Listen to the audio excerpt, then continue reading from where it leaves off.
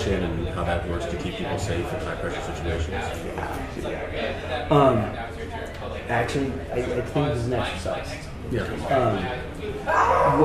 The biggest advantage for like this stuff that we're doing out here, I write so many reports. Shit would happen, and I was required to write a report as if it was this decision-making process. And like for the first 10, 15, 20, however many, I couldn't remember. It was just this blur. I had to write a report that would explain everything, justify everything. And the better I got, the more I realized that it was actually really, really good decisions.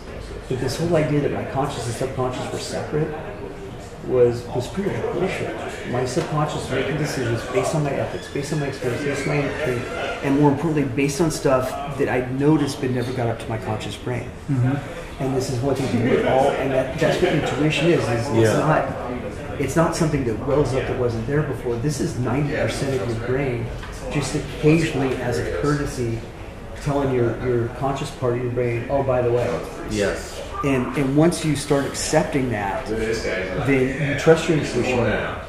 Once your intuition realizes you trust it, you start kicking more stuff up to it, or it starts kicking more stuff up to you, and it starts breaking down this idea that you have a conscious or subconscious at all, and you just let yourself be. And that's why I like the intuition. And if you can't write reports like that, and hopefully you don't. The game that I was pushing people to do is whenever your intuition triggers, you're at a restaurant, you see a couple, and you go, oh, they're about to argue. Yeah. Mm-hmm. Play it back. There's something that you picked up. It was a hunch. What was it that cued your intuition? What specifically was it? Right. And once you realize a while ago, with Maya here in town a while ago, we'd just been talking about this. It came around a corner and blocked it, and it was a guy swinging an umbrella and spinning it, and it's like, and I actually went back and backtracked, and the only thing could have been was reflection in a hubcap. Oh wow! And that's how good your body is at this. Your body is subconscious that naturally picks up on these cues, even though we don't naturally recognize why we're feeling something. Something you said earlier about not having any regrets and not having any resentments in life.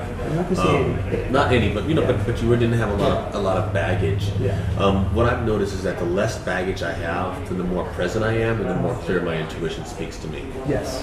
The more you have stuff going on in your head, then the harder it is to actually listen to that voice of intuition and to be clear. It's a really good point. I think one of the things I'm most proud of at doing Door is that I did that job for many years in Oakland, and I've never put hands on somebody who didn't warrant needing to get hands put on. I've never put anybody in the hospital or anything like that. And learned to trust my intuition in those situations. Actually, this one afterwards, I can see what you're saying. I never wrote it out as you did, but afterwards I think back and be like, wow, I'm glad I made the right choices and the right decisions in that situation. A few times you even deserve a pat on the back. So I can totally see what you're saying about that.